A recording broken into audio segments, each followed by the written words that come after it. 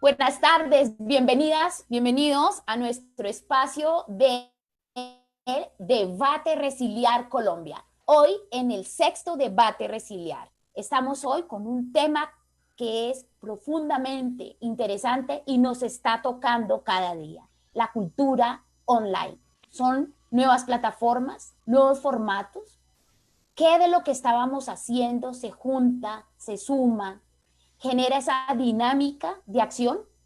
Hoy estaremos con 5 panelistas que nos darán una voz desde las artes, desde la gestión cultural, desde el emprendimiento, para entender qué formas pueden desarrollarse en estos momentos de cultura online. Resiliar Colombia, inspirado en el movimiento de UNESCO que lanzó en el mes de abril de este año 2020 para dar voz a los artistas y a las gestoras en tiempos de crisis, en tiempos de pandemia. Colombia, con su capítulo Resiliar Colombia, asumió el reto y también en el mes de abril lanzamos el primer Resiliar Colombia. Desde la iniciativa Arte Cuida 2020, que está conformada por el colectivo de tejedores solidarios. Somos gestoras, artistas, convencidos de que el arte cuida a la sociedad y la sociedad puede cuidar al arte. Estarán con nosotros hoy Gustavo Ortiz, director del Museo de Arte Contemporáneo. Buenas tardes, Gustavo. Buenas Gracias. tardes. Está con nosotros desde la Ciudad de México, Gina Lolo Brigida. Gracias, Gina, por aceptar la cita. Es productora, artista en las artes escénicas en el teatro. Con nosotros está Alejo Arango. Alejo Arango, un soñador, CEO, fundador de WOWIS. Con nosotros también está César Useche. Gracias, Alejandro. Buenas tardes. Hola, ¿cómo están todos? Gracias por la invitación. Gracias. Está con nosotros César Useche, que es músico, baterista, pedagogo, diseñador de método en InnoMusic. Y María Catalina. Buenas tardes, César, ¿cómo estás? Con nosotros María Catalina Prieto. María Catalina Pietro. Hola, ¿cómo están? ¿Qué tal? La subdirectora de la Filarmónica de Medellín. Qué sol el que te acompaña y qué luz. Buenas tardes. ¿Cómo están? Un saludo para todos. Gracias. También está con nosotros Nelly Peñaranda, que es la voz del público de Fundación Arteria y va a estar pendiente de todos los comentarios que hagamos en este momento en el Facebook. Bueno, bienvenidas. No sé, un saludo quisieran. Nelly, ¿cómo vamos, Nelly? Ya comenzamos. No te escucho. Perfecto, ya listos para arrancar este debate. Perfecto. Nelly, ¿tienes la primera pregunta o la comienzo yo? Comienza tú, Johanna, por favor. Gracias. Perfecto, vamos aquí. Atención, que estamos. Bueno, desde la práctica artística, creativa, en la que están en este instante inmersos, comprometidos en su trabajo. Atención.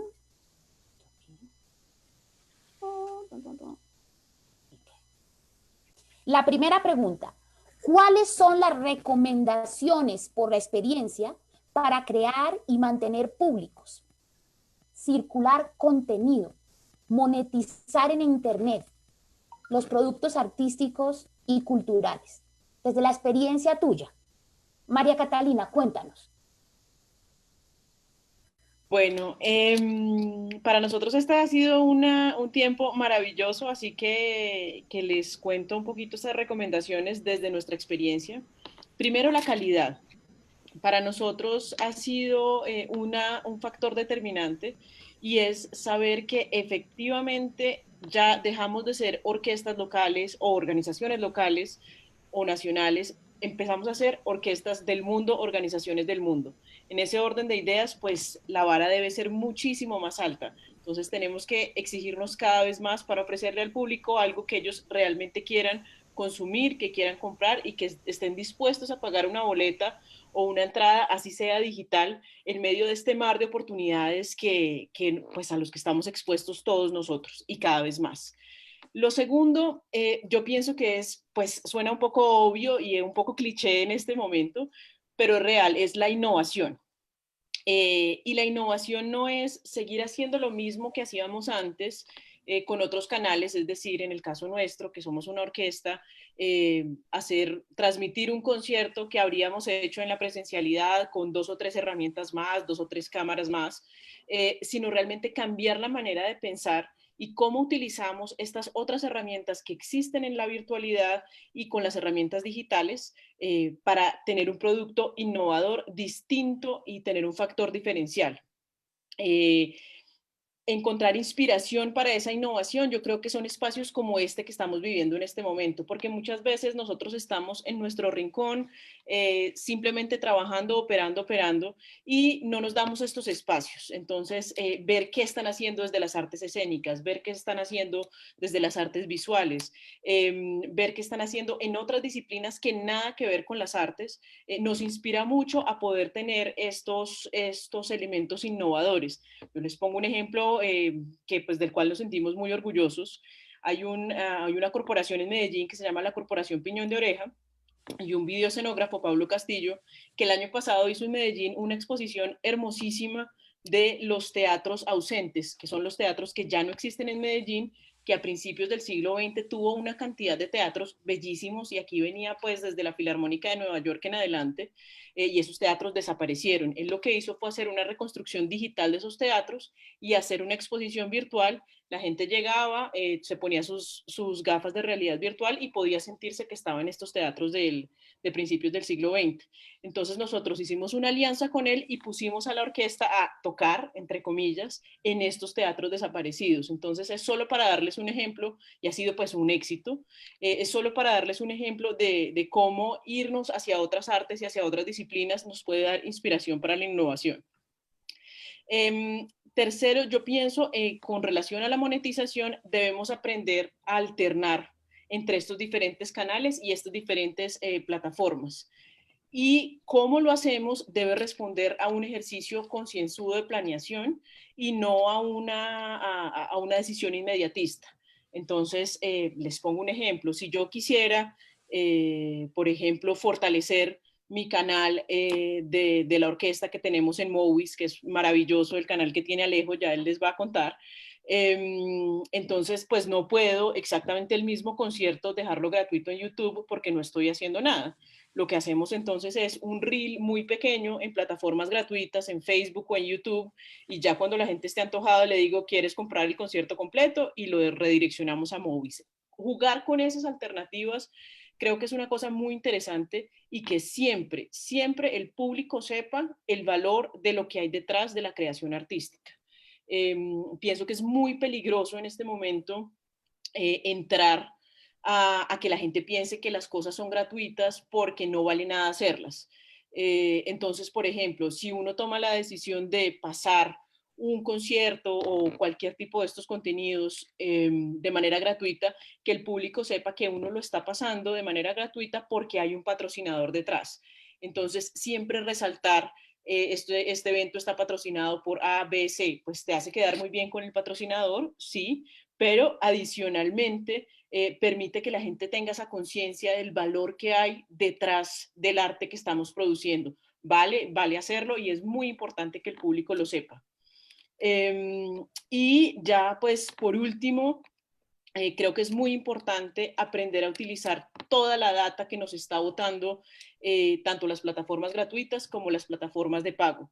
Es muy importante, creo que es una capacidad que no tenemos en este sector en Colombia, creo que ahí hay mucho por aprender, y es indispensable que nosotros sepamos quién nos está viendo, qué otras cosas consumen esas personas que nos están viendo, qué tipo de contenido les interesa, cuánto estarían dispuestos a pagar. Eso es muy, muy, muy importante para que nosotros podamos, igual de rápidamente como están pasando las cosas, programar y hacer un contenido que nos parezca bien a nosotros, con el que nos sintamos contentos como creadores, pero también que la gente esté dispuesto a pagarlos. Ah, y una última cosa que se me olvidaba, resistencia y persistencia. Yo creo que es muy ensayo-error lo que estamos haciendo. Ayer hablábamos con nuestro jefe de OES y él nos decía, esto es un laboratorio. Yo creo que realmente todo lo que estamos haciendo es un laboratorio y hay que tener capacidad de renuncia. ¿En qué sentido? Bueno, uno vota un producto que le parece ganadorcísimo, pero no, a la gente realmente no le gustó, lo cambia entonces uno de horario, tampoco funcionó por ahí, cambiamos de segmento de público, tampoco funcionó, pues listo, renunciamos y vamos a lo siguiente. Yo creo que toca tener capacidad de renuncia, tolerancia a la frustración y seguir. Esas serían como mis recomendaciones desde la experiencia que hemos tenido.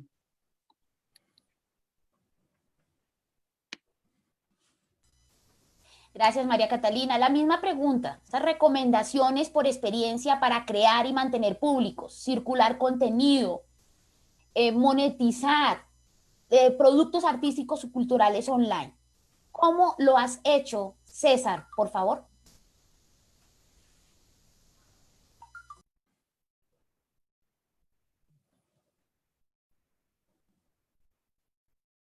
No silenciar. Hola, ¿me estás escuchando? Nosotros en Innova Music, pues adelantamos todas las piezas y toda la comunicación. Básicamente desde el comienzo ha sido piezas online, ¿no? Ha sido piezas en Facebook, en Instagram, en las plataformas digitales. Ahora bien, en este tema de monetización, pues la publicidad que estamos haciendo, los anuncios que estamos haciendo, además de aportar un granito de arena cultural o de una experiencia, pues lo que se busca es captar la atención de nuestro público objetivo y gracias a esos testimonios, a las experiencias o al simple hecho de ver a un profesor o un alumno tocar, pues eso son nuestras cartas de presentación y es la forma de vender o de mostrar lo que hacemos. Las clases, pues es la forma de monetizar, obviamente lo que estamos haciendo. Desde que comenzó la pandemia, es más, desde hace 2 años, en la escuela se ha venido hablando en todas las publicidades, de hacer, somos una escuela online. En este momento, hace 6 meses que comenzó esto, eh, fue y ha sido la única vía para poder dar las clases. Al comienzo fue pues extraño, ¿no? Extraño porque creo que a todos nos tocó un momento de caos y de frustración y de ver dónde estábamos parados y cómo enfrentar la realidad. A pesar de estarlo trabajando desde hace 2 años, pues no estamos parados para el momento exacto y con la urgencia que nos tomó arrancar. Pero ha sido positivo porque las ventajas que ofrece Internet es la globalización de la información, la inmediatez de la información. Con lo cual, lo que estamos hablando ahora lo pueden estar viendo ahora en todo el mundo y además eh, volver a verlo en streaming y repetirlo las veces que sean. Eso es una de las cosas, de las herramientas que no contábamos pues, hace 10, 15 años. En el tema de las clases, pues ha sido un reto, ¿no? Contar con estas plataformas y que efectivamente van con la conectividad de lado y lado, ¿ya? Tanto del profesor como del alumno, de dónde está situado, cuáles son los mejores canales para comunicarse y pues estamos trabajando con todas las plataformas para conectarnos. Siempre hay una latencia, entonces en el tema de las clases de música pues hay que adaptarse y acoplarse a ello sabiendo pues que efectivamente no podemos estar tocando al tiempo. Yo oigo a mi alumno, él me oye, pero siempre van a haber unos milisegundos de diferencia con los que no vamos a poder tocar simultáneamente. Es, hemos hecho trabajo con los profesores, hemos hecho ensambles, pero son ensambles donde cada uno graba su parte y luego yo edito. Aquí, como ven atrás, pues monté el estudio en mi casa y edito audio y video y ahí hago las piezas para luego ser mostradas. ¿Qué es lo que se busca siempre? Que la marca se vea limpia, que sea clara, que el mensaje tenga, tenga un fin, ¿cierto? Que no sea simplemente hablar por hablar o tocar por tocar, sino que haya un fin en pro de la marca, ¿cierto? Y que la gente sepa, identifique tanto el logo como, como los números a los cuales comunicarse o con la página web. Ese ha sido como el proceso y la idea pues sí siempre es estar generando contenidos, contenidos actuales, positivos, ¿cierto? Porque creo que en este momento lo que necesitamos son mensajes positivos. Ya estamos llenos de cosas negativas. Entonces, en lo positivo y en las experiencias de los alumnos es como hemos visto reflejado el feedback con el público y tenemos alumnos efectivamente en varias latitudes, no solamente en Bogotá, que era lo que estábamos haciendo antes.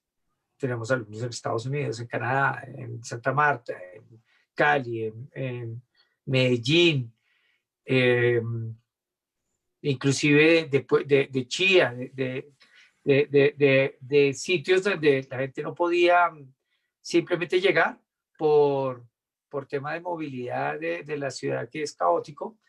Y, y esto nos permite, nos ha permitido llegar a, a todas partes. ¿Está bien? Perfecto, gracias. Gracias, César. La misma pregunta para Gustavo, por favor. Gustavo, cuéntanos la experiencia desde el MAC, cómo ha sido para generar estos nuevos públicos, atenderlos, circular, pensar en la monetización o en la sostenibilidad financiera. ¿Cuál ha sido la experiencia y sobre todo, qué recomiendas? Claro que sí. Bueno, para nosotros ha sido algo maravilloso y yo creo que he tratado de resumir en algunos puntos fundamentales.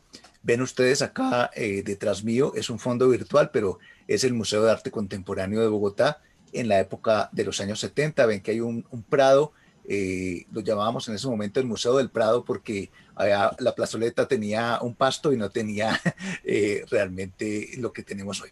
Pero bueno, esta es parte de la historia. El museo nace de una comunidad. Por tanto, yo creo que cualquier iniciativa que se haga en la red o en la virtualidad, primer paso, la comunidad.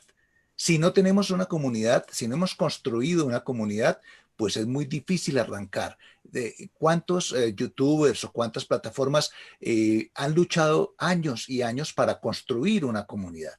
Y nosotros tuvimos la ventaja de que el museo ya llevaba prácticamente 54 años tenemos en este momento, pero nació de una comunidad, de un proyecto social en el Minuto de Dios. Entonces, mantener esta comunidad y relacionarnos con ella ha sido fundamental. Antes de esta pandemia habíamos hecho muchas iniciativas como Arte en Casa, tenemos otra iniciativa que se llama Barrio Museo, donde hay murales en las casas de los vecinos, o sea que tenemos una muy buena relación con nuestro entorno físico, también con los artistas, con los curadores, y esta comunidad es lo que nos ha dado esta fortaleza. Segundo, yo creo que coincidimos con María Catalina y con todos. Los contenidos, el contenido es el rey y el contenido tiene que ser de calidad. Entonces tenemos que tener un producto de calidad que la gente, que la comunidad se sienta también valorada. Un poco en eso, pues ustedes, algunos que conocen la obra del Minuto de Dios, el padre de Carcerreros creó casas, pero casas de calidad. Eran viviendas de interés social de 100 metros cuadrados. Imagínense qué proyecto social hoy tiene una vivienda de interés social de 100 metros cuadrados con jardín. Entonces, eso es darle lo que la gente merece. y merece calidad, merece buenas cosas. Es la dignidad del ser humano. Otro punto es la continuidad. No solamente podemos hacerlo una vez, hay que hacerlo muchas veces. Hay que acostumbrar a la gente que hay contenidos. Ella tiene que saber que cuando llegue al museo, cuando llegue a nuestro sitio web, cuando llegue a nuestro canal, cuando llegue a nuestra plataforma en Arts and Culture, va a encontrar contenidos nuevos, contenidos de calidad, contenidos relacionados, interactivos. O sea, hay que aprovechar que la red permite conectar muchísimas cosas, mucha información. Entonces, esa continuidad es fundamental. Y un cuarto punto podría ser la segmentación y la localización. Ya sabemos que la importancia de los datos. Si vemos que está subiendo muchas personas, muchos visitantes de cierto país, de cierta zona, pues tenemos que buscar que haya contenidos que lleguen a esas comunidades. Entonces vemos que está creciendo México, por decir algo. Tenemos artistas mexicanos muy importantes en nuestra colección, pues podemos resaltar algunos de ellos, podemos hablar algo de México y eso hace que actúe como una bola de nieve y la gente dice, oiga, allá en Colombia hay artistas mexicanos. El año pasado nos visitó un artista coreano, hemos promovido muchas cosas de Corea, entonces los coreanos nos aman. Qué maravilla, porque estamos generando unos nuevos vínculos desde el otro lado de la tierra. Lo mismo estuvimos con Abel Ascona, él hizo un proyecto muy importante que está circulando por toda América Latina que se llama España os pide perdón. Y nosotros fuimos como el primer museo en América Latina en poder poner, y a pesar de la pandemia, España nos pide perdón en la fachada del museo y en muchos otros sitios. Entonces, hay muchas cosas que se pueden hacer online, muchas actividades, y esto pues hay que vincular.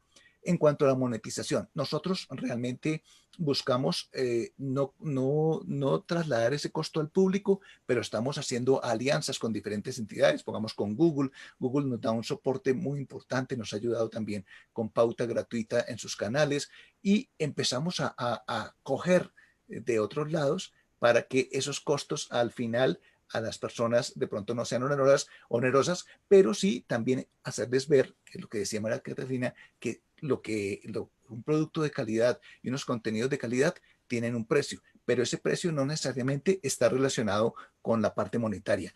Qué bueno que nos recomienden, qué bueno es que nos ayuden a crecer, qué bueno que sean fieles a nosotros. Eso es para nosotros de pronto otro elemento de ese valor agregado. No solamente el dinero, que pues afortunadamente podemos conseguirlo de diferentes fuentes, pero sí que la gente nos tenga dentro de su radar. Yo creo que estos son como los elementos fundamentales para la experiencia que hemos tenido allí y una recomendación para todos los que nos escuchan. Gracias, César. La misma Gustavo. pregunta. Ay, sí, esto es enamorada. Gracias, Gustavo. Uy, enamorada de César. Gracias, Gustavo. La misma pregunta para Gina, por favor.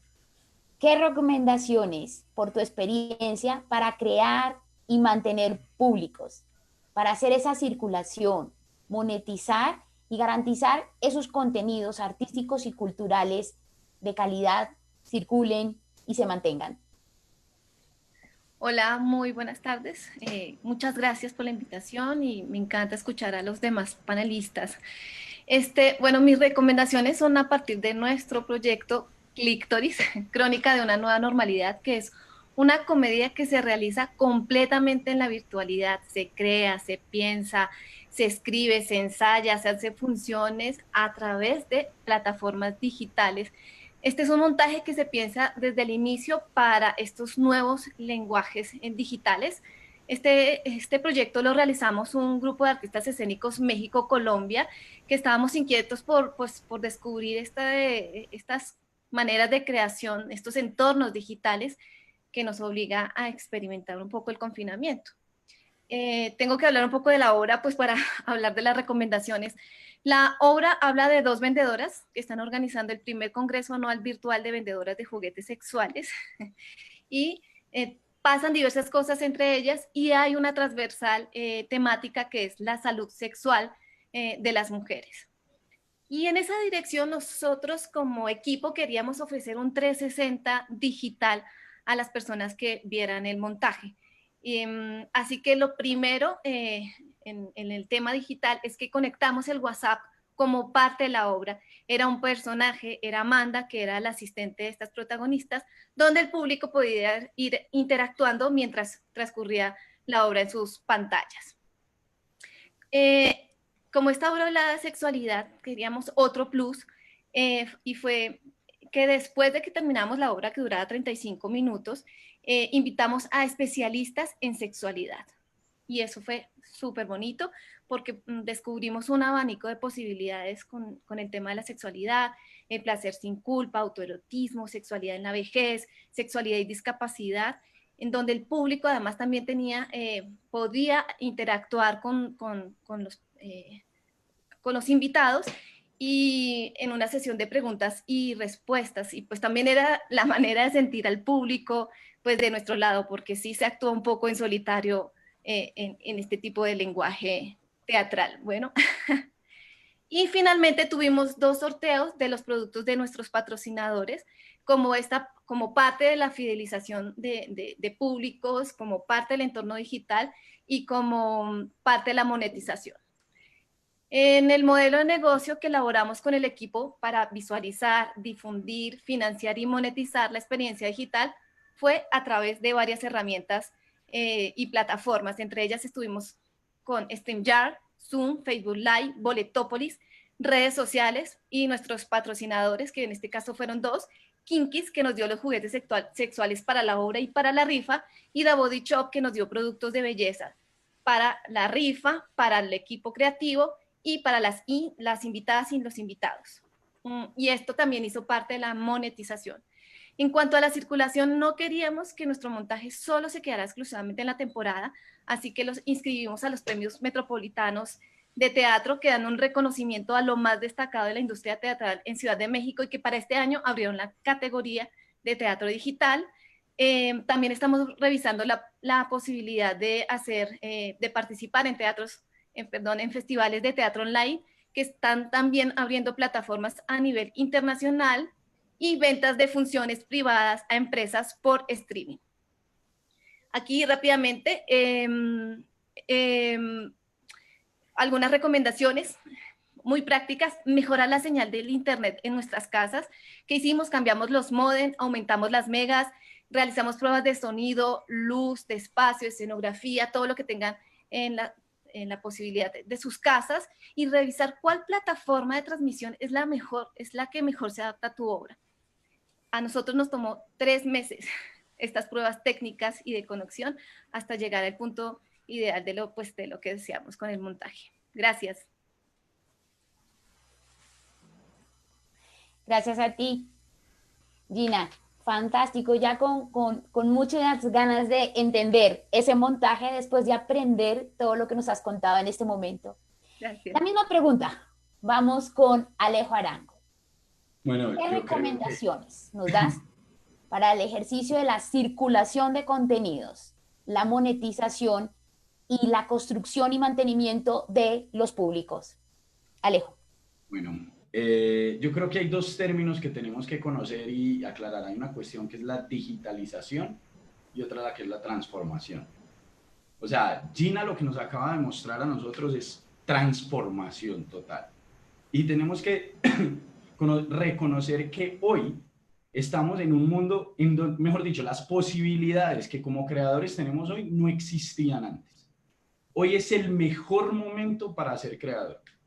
Hay que entender que es un momento digital, pero no perdemos la esencia ni se pierde nada de lo que se trae. Simplemente hay que empezar a entender las herramientas tecnológicas como parte de nuestro proceso creativo y adaptarnos e integrarnos. Entonces son 2 conceptos distintos. Digitalización es digitalizar un modelo actual y llevarlo al mundo digital. Transformación digital es implementar y coger ese mundo digital y hacerlo parte de mi proceso creativo. Yo creo que eso es clave y es el momento más bonito para empezar a hacerlo.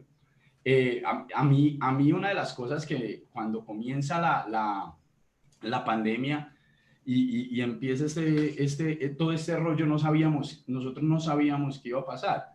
Y de los que reaccionaron más rápido, María Catalina y la Filarmónica reaccionaron rapidísimo. Yo creo que en ese sentido fueron como visionarios y tenían una actitud correcta, y es otra de los valores que yo quiero decir que tenemos que tener, y es el valor para experimentar, cometer errores, corregir rápido e ir encontrando por dónde es el camino.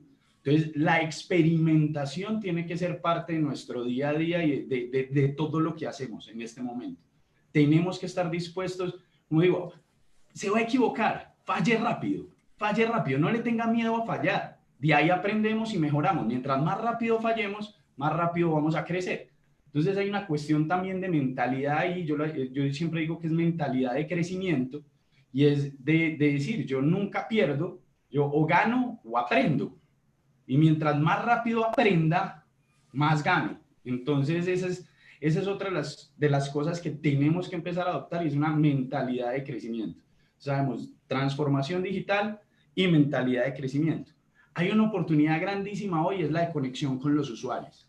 Y la clave para triunfar ahorita con nuestras creaciones es que hoy podemos conversar directamente con todos los usuarios y mucho más allá de lo que antes podíamos. Podemos conocer sus gustos, sus tendencias, pero en conversaciones directas podemos acceder al subconsciente, entender los momentos, lo que llama Google los trabajos para hacer. Entonces, el ejemplo es, y lo voy a poner así de sencillo, estaban tratando de vender unos apartamentos y los apartamentos eran diseñados divinos y todo, y decían, era para la gente que tenía casas grandes, los hijos se fueron de la casa y ellos iban a mudar a vivir a los apartamentos, pero solo habían vendido 3 y no hicieron encuestas, hablaban con la gente y no entendían por qué no los compraban, entonces agrandaron el segundo dormitorio que porque podían tener invitados y nada que encontraban. Entonces uno de ellos dijo, vamos a hablar con los que ya pagaron y ya sí compraron, a entender qué fue lo que los hizo comprar. Y descubrieron que el momento de la compra se daba porque cuando las familias podían resolver el tema del comedor. ¿Qué era el tema del comedor?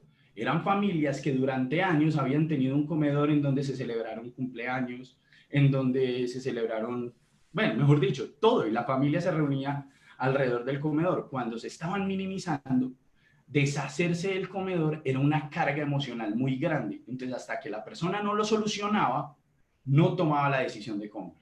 Entonces, ¿qué hicieron ellos? Redujeron el cuarto, ampliaron el comedor, le metieron 2 años de bodegaje gratis a la compra del apartamento y daban asesorías en decoración. Entonces, la gente resolvía automáticamente el tema del comedor y dispararon las compras. Y en un año en donde el sector de los bienes raíces bajó el 40%, ellos crecieron el 25%. Entonces, eso nos lo permite a nosotros hoy hacer la digitalización y empezar a entender cuáles son los momentos de nuestras audiencias, porque es muy distinto el momento en el que yo voy a ver un producto de la Filarmónica a ver un producto como el de Gina. Entonces, si Gina puede identificar cuál es el momento de mi audiencia para venir a ver este producto, pues puede llegar a mí directamente en el momento en que se necesita y a través del incentivo que se necesita. Y yo creo que eso es un regalo también que nos da la digitalización, e invito a estudiar sobre, en inglés es los jobs to be done o trabajos por hacer, para conocer y poder conectar con las audiencias y la conversación constante con ellos. Hay otra oportunidad grandísima en este momento y es la esencia de Movies, y es la esencia, pues, es por qué nosotros existimos, y es lo colaborativo y lo colectivo. Hoy yo creo que este momento nos trajo a todos que un futuro sin propósito, en el que no estemos conectados, en el que no se piense en ecosistema, en colectivo y en un beneficio de todos, que mi actuar beneficie a los demás y que eso nos tenga un efecto de red para todos. Ese es el futuro que la humanidad necesita y el que ya quiere. Y eso llegó para quedarse. Entonces, otra de las cosas bonitas es la colaboración. Y la colaboración aumenta el alcance. Entonces, ¿qué pasa dentro de Movies? Dentro de Movies, la Filarmónica puede montar todas sus obras, las obras que tiene, y puede ser las de, bueno, Amadeus, aquí estaba viendo ahorita las de Bach, todo eso. Pero lo bonito es que la audiencia puede recomendar y aumentar el alcance. Entonces, eso antes no ocurría, el esfuerzo era muy de, tratemos de ir a medios masivos, es algo muy costoso, pero ahora lo que podemos hacer es convertir a nuestras audiencias en la fuerza de mercadeo, en la fuerza de distribución, en el voz a voz y en todo el sistema de recomendaciones. Entonces, tú ya en un mundo como el de Movies, tú puedes crear desde tu perfil casi que un teatro propio, curando el contenido de más de 2.500, 250.000 horas de contenidos que hay en Movies. Tú lo curas y tú te vuelves un recomendador. ¿Qué pasa? Los creadores te dan a ti parte de los ingresos para que tú lo puedas seguir haciendo, para que puedas seguir disfrutando el contenido, pero porque tú les estás ampliando esas audiencias. Entonces, ahora yo digo, simplemente hace 2 años, yo te podía decir, tú no te has visto tu película favorita.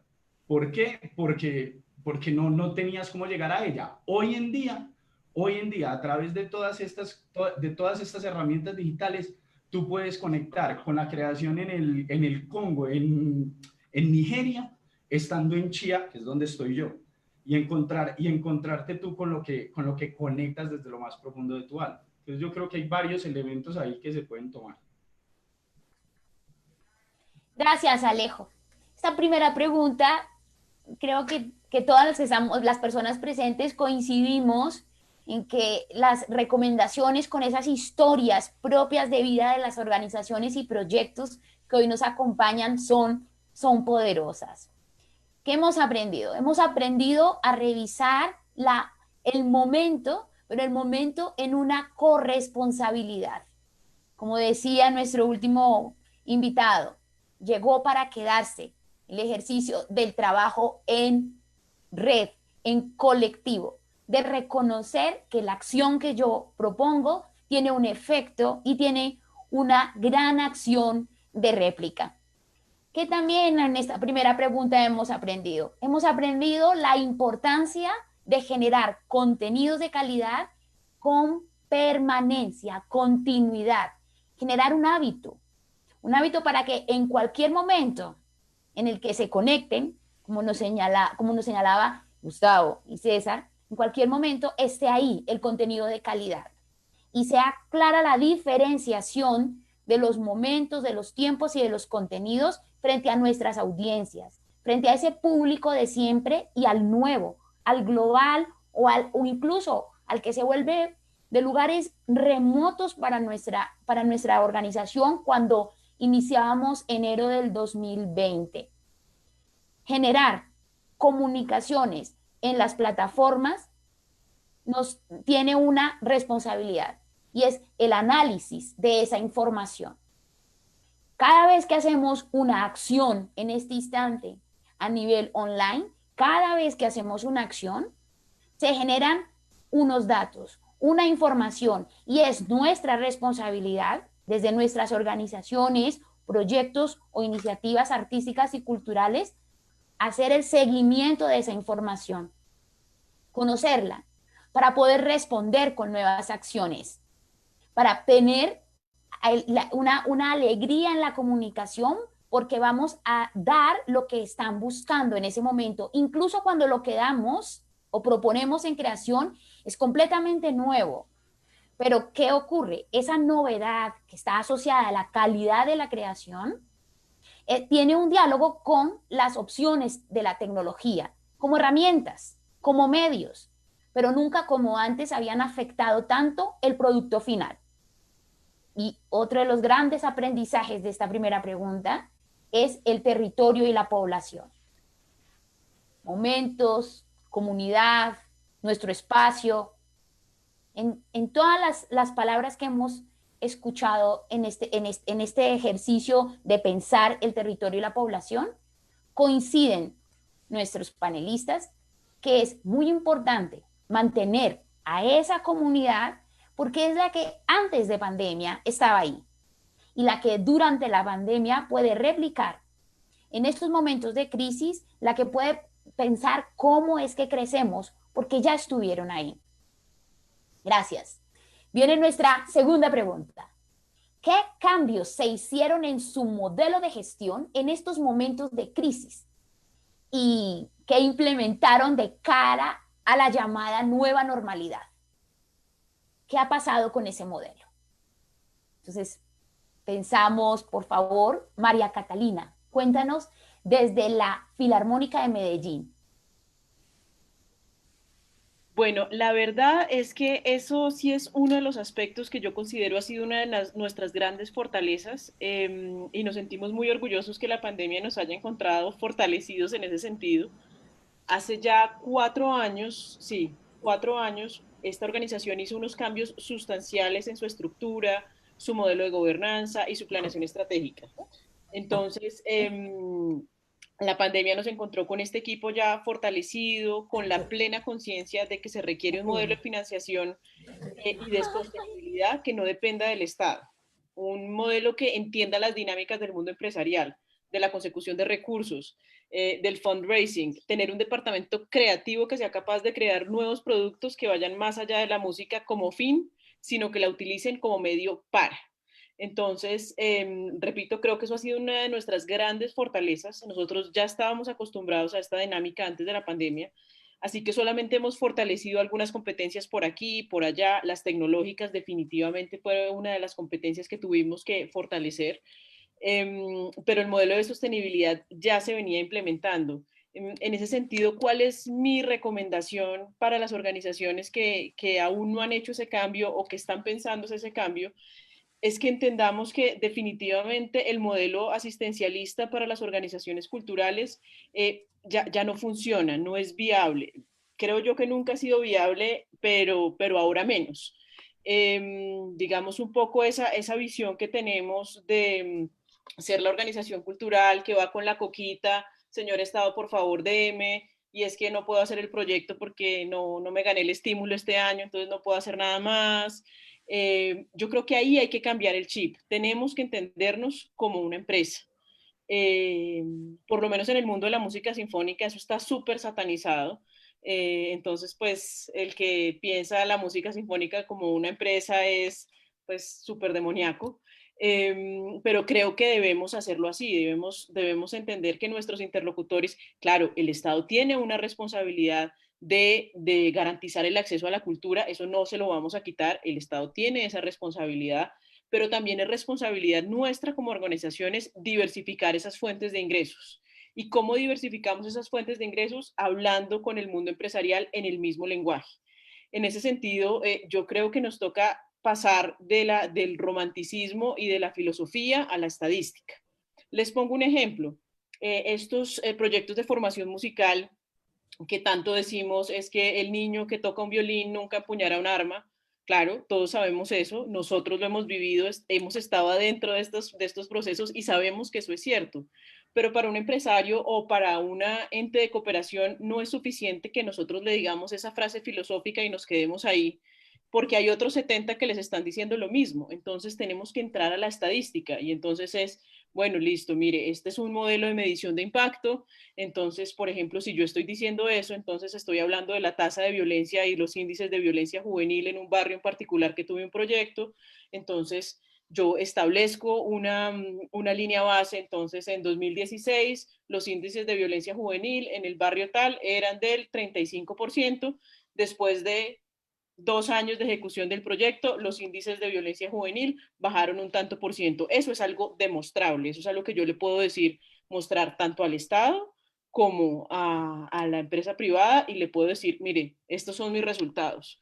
Y creo que ahí nos toca ir mucho más allá. Creo que no hemos sido muy juiciosos como organizaciones culturales en eso, en mostrar nuestros resultados con cifras, en medir nuestros impactos, que sí que lo han hecho muy bien. Por ejemplo, los modelos, por ejemplo, en Estados Unidos y en Inglaterra, tienen eso muy claro. Ellos saben perfectamente como organizaciones culturales cuánto le aportan al PIB, ellos saben perfectamente durante qué época del año se suben los índices de ocupación en el turismo, ellos tienen eso totalmente identificado y le entregan a las empresas pues su retorno de la inversión social también que hacen. Entonces creo que en la medida en que uno pueda hablar ese idioma empresarial y cambiar ese modelo de gestión, entendiendo que efectivamente el Estado tiene una responsabilidad, pero no es el único responsable, serán organizaciones, tendremos muchas más organizaciones culturales y no se acabarán las organizaciones tan fácilmente como está pasando.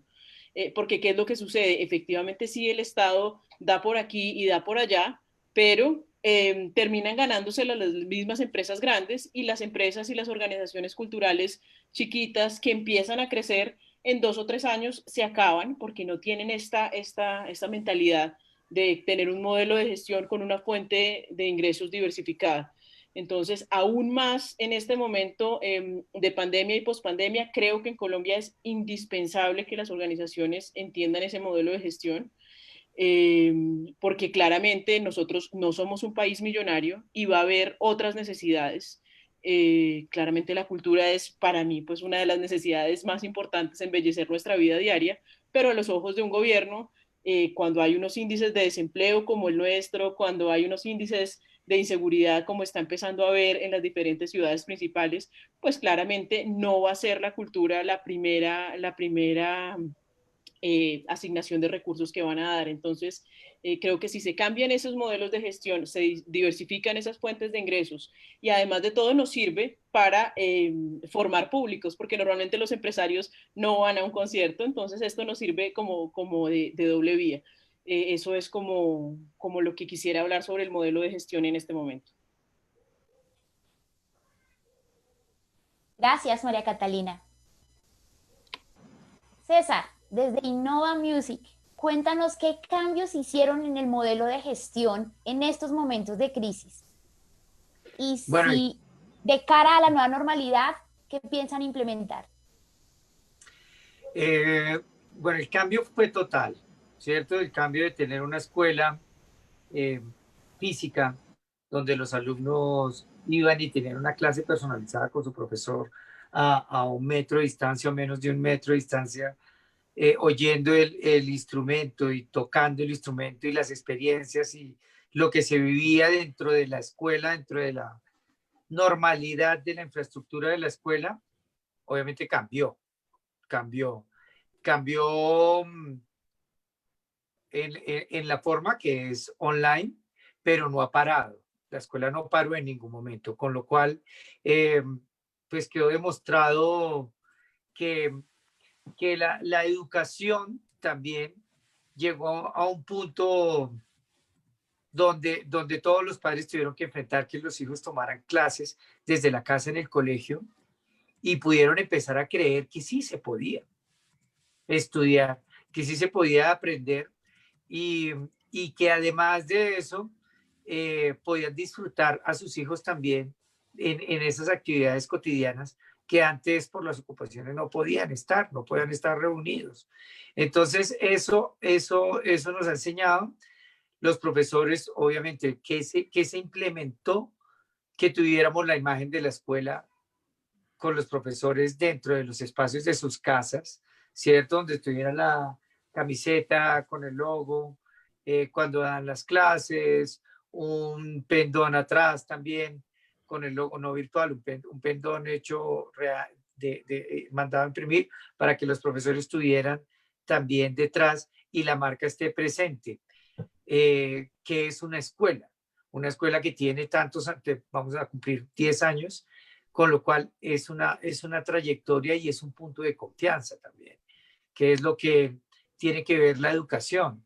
Es un modelo de negocio distinto a una arepa que si quedó bien hecha y uno sale y la compra y tiene buen precio y además es deliciosa, pues rápidamente se riega la bola y es un negocio que tiene unos resultados inmediatos. El tema de la educación es una cuestión de prestigio que lleva tiempo y gracias a esos 10 años, pues los alumnos han creído por los conciertos, por las grabaciones que hacemos también con ellos, con los alumnos o por fuera con artistas, pues eso les dio o nos ha dado una credibilidad que en este momento simplemente se cambió a otro escenario. Ese escenario pues nos ha permitido trabajar desde las casas, ¿cierto? Y además llegar a mucho más gente. Vuelvo y repito, llegar a no solo en Bogotá, a alumnos de Bogotá, sino pues por lo menos en este momento los tenemos en toda América. No tenemos alumnos en Europa o en esas latitudes, pero sí poder tener alumnos de toda América, tal vez por la situación horaria, no lo sé.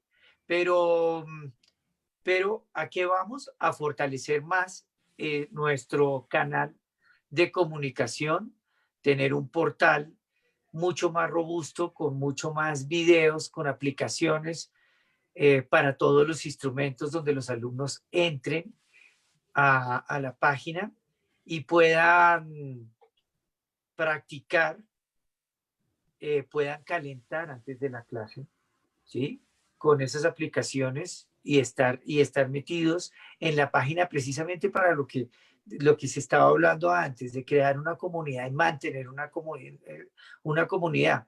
Porque en ese orden de ideas vamos a poder identificar dónde están segmentadas los gustos, las edades, los niveles, y vamos a poder hacer esos grupos que son muy importantes y es un punto fundamental de la escuela, el contacto con otros músicos para hacer ensambles y esos ensambles hacerlos en vivo.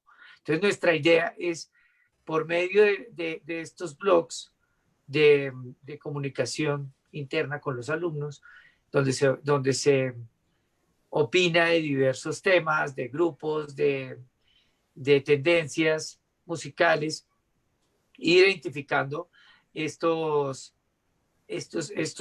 grupitos, estos grupos, y ir armando nuevamente esos ensambles, que los podemos volver a unir, yo sé que muy pronto, para que ellos mismos escojan su repertorio y volvamos otra vez a tener presentaciones. Porque uno cuando quiere, cuando se vuelve músico, uno tiene dos objetivos. Uno es dominar el instrumento y otro es tocar con gente. Y el tercero, o sea, tres objetivos. Y el tercero es tocar para la gente. Uno busca transmitir, ¿cierto? Sea solista o sea con un grupo. Y el contacto con un grupo pues permite una cantidad de beneficios, aparte de todos los que tienen la música, de sociabilidad, de comprensión de la matemática, de disciplina, cuando se trabaja en un ensamble, pues hay unos roles de equipo donde cada uno es fundamental y se desarrolla todo lo aprendido en las clases de una manera vivencial, con una autocrítica, ¿cierto? Y con objetivo común. Y eso es importantísimo y a eso es lo que tenemos que llegar prontamente, porque es una de las premisas de la escuela, eso, ¿no? El contacto y la visibilidad. La visibilidad igual también la estamos teniendo, siempre la hemos hecho con los alumnos al tener y al contar con el estudio de grabación y con poder editar video, en hacer estas piezas con ellos, que tienen la particularidad en este momento de quedar en un espacio donde pueden ser visitados 1 y 1000 veces y tener visibilidad y ser compartidos inclusive más que en un escenario de un concierto, ¿cierto? Si teníamos en el Hard Rock, hicimos conciertos de 370 personas, pues cuando uno lo vuelve virtual o si yo monto ese video y la gente lo va a replicar y los alumnos lo van a replicar y sus familias lo van a replicar, pues no lo van a ver 370, se va a multiplicar exponencialmente. Y esos son los objetivos que tenemos y indudablemente pues la tecnología y el Internet es lo que nos ha permitido seguir funcionando y aquí estamos y vamos para adelante porque precisamente lo que también nos ha demostrado este momento es que dejamos de ser locales para convertirnos en un componente mundial, donde los referentes ya no es la escuela que está a 10 o la universidad, sino los referentes son Berkeley, son Juilliard, ¿no? La Escuela de Música Recreativa de Madrid, bueno. Entonces la competencia ya no es de la ciudad, en la ciudad, ya no es de Colombia, la competencia es en el mundo, con lo cual los contenidos tienen que ser de calidad. Y en ese estamos. Gracias, César. Todos unos retos y cambios de Innova Music. Gustavo, cuéntanos, ¿qué cambios hicieron en el Museo de Arte Contemporáneo, en el modelo de gestión durante estos momentos de crisis? ¿Y qué se implementa de cara a esta llamada nueva normalidad? Antes de escuchar a Gustavo, los participantes que nos están escuchando en vivo, escriban sus preguntas e inquietudes para abrir el espacio en un momento con nuestros panelistas. Gustavo, te escuchamos. Bueno, afortunadamente nosotros, yo digo que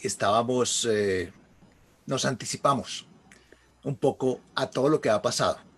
Eh, Voy a citar una frase del padre Garcerreros porque él en 1963, cuando propuso crear el Museo de Arte Contemporáneo, o sea, 3 años antes de fundarlo, o sea, él empezó a trabajar mucho antes, al terminar su alocución decía, hay que adelantarse sin temor y con alegría a la curva inexorable de la historia. Y de pronto eso lo tomamos muy a pecho. Y te cuento porque desde el 2012 nosotros emprendimos el proceso de acreditación internacional de alta calidad para museos con la Alianza Americana de Museos. Este año, precisamente, 8 años después, recibimos esa acreditación internacional. Somos el segundo museo fuera de Estados Unidos en recibir esta acreditación internacional y, lógicamente, el primero en obtenerla para Iberoamérica. Entonces, allí hubo una serie de cambios importantísimos, como fue el plan estratégico, la política de colecciones, el código de ética, el plan educativo, el programa educativo fuerte del museo. Nosotros somos un equipo pequeño, nosotros no somos un museo de muchísima gente. Entonces, eso hace que en un equipo pequeño todos seamos prácticamente horizontales.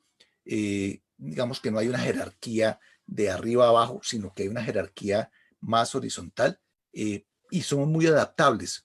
Yo me acuerdo siempre del profesor Maturana que decía que hay que cubrir los campos vacíos. Entonces todos estamos entrenados un poco para que si alguien falta, el otro lo pueda suplir. O sea, si hoy un día no se pudo una persona de educación o llegó más visitas, hay 2 personas que saben más de educación, que no solamente dejarle la pelota al de educación. Si un día el curador se enfermó, hay 3 personas en el equipo que saben de curaduría, que saben de montaje y museografía. Y si yo falto también, hay personas que saben tomar decisiones en la parte directiva. O sea que este equipo que se va rotando, que a veces nos rotamos en funciones, asignamos funciones para que todo el equipo pues sepa manejar todo el espectro. Por otro lado tenemos, para mí ha sido una ventaja estar en la Universidad Minuto de Dios. El museo depende de la Universidad Minuto de Dios y ellos nos han dado la confianza y la autonomía. Eso ha sido fundamental. O sea, nosotros podemos tomar decisiones sobre la parte cultural, sobre las políticas culturales, y entonces eso nos da, primero, claro, una gran responsabilidad, pero también nos permite actuar. O sea, no tenemos que esperar 6 meses a que el Consejo Superior de la Universidad nos apruebe algo. Claro, en ciertas cosas sí, pero la mayoría de las cosas, lo que es referente en la cultura, pues hay que hacerlo de manera inmediata. Y resalto que me gustó muchísimo algo que alguna vez nos dijo una persona que fue al museo y nos dijo, lo que más me gusta de este museo es que es un museo que escucha. Y tomando un poco lo que decía Alejo Arango, si uno no escucha a sus públicos, si uno no escucha a las personas para las cuales está trabajando, pues lógicamente pierde el norte. Y entonces escuchar es fundamental. Uniendo todas estas cosas que nos han pasado, pues hemos logrado afrontar estas dificultades. Prácticamente que estábamos preparados. Desde el 2012 empezamos con la relación con Google y con otra serie de alternativas. Desde el 2006 teníamos ya contenidos digitales. Nosotros publicamos desde el 2006 una hojita en PDF que se llama La Obra de la Semana. O sea que hay muchos contenidos, tenemos más de 120 publicaciones totalmente en línea, videos, etcétera, etcétera. O sea que hay muchos contenidos que se han creado. O sea que esto no nos cogió como se dice popularmente, con los calzones abajo. Estábamos con los calzones bien amarrados y sabíamos para dónde íbamos, y lo que hizo esta situación fue focalizarnos y poder eh, convertir y converger toda la cantidad de acciones que hemos hecho para fortalecer este rango que en esta emergencia pues nos ha tomado. Pero esto no significa que esto acaba acá. O sea, no estamos haciendo las cosas por la emergencia. Lo estamos haciendo porque tenemos la convicción de que la cultura tiene un significado social y que puede llegar a todo el mundo, y las plataformas virtuales, las plataformas online nos permiten eso. Es una convicción, es una política interna del Museo del Minuto de Dios. La cultura tiene un significado social. Ese es nuestro eslogan como Museo de Arte Contemporáneo.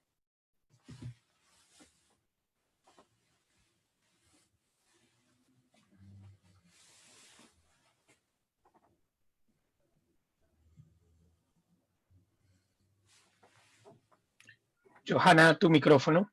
Hola. Gracias. Gracias, Gustavo. La cultura, un significado social. Vamos con Gina, desde Ciudad de México, la misma pregunta. Te escuchamos, Gina. Vale, ok. En particular, pues para este proyecto, ¿no? Porque en este proyecto nos juntamos, como dije al inicio, artistas de México y Colombia.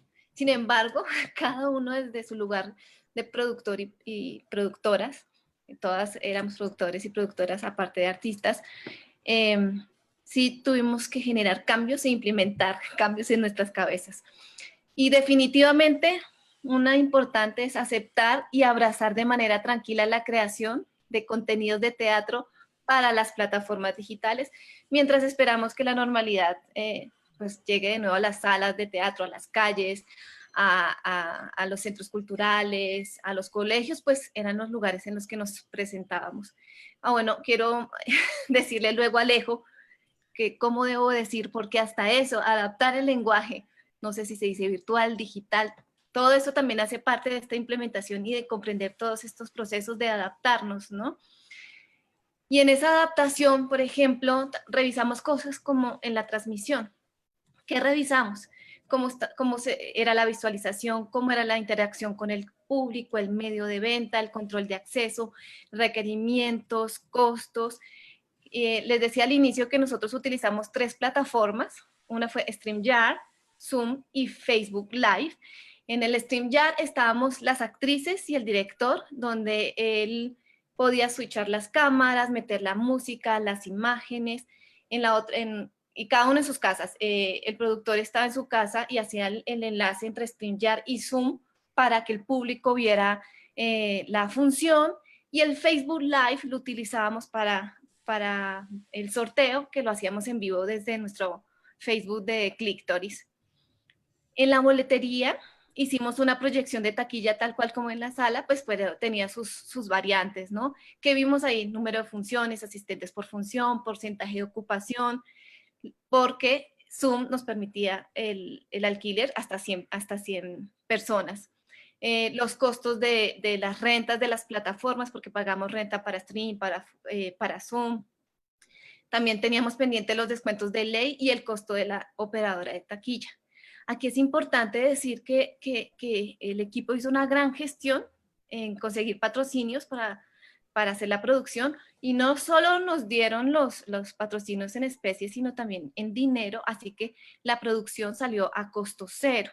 Entonces, coincido con María Camila que tenemos que buscar otros caminos y otras herramientas que no sea solo de gobierno estatal, sino también desde el lado empresarial.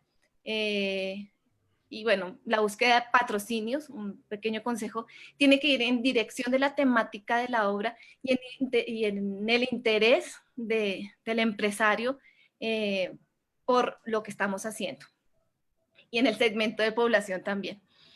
Y un cambio que es pensar que estos procesos digitales pueden ser una forma de formar, fidelizar y llegar a nuevos públicos, que de hecho sí nos pasó. Nos vieron desde Argentina, Colombia, México, España, Estados Unidos, y eso para mí, pues para el equipo fue una sorpresa, porque se borraron las fronteras.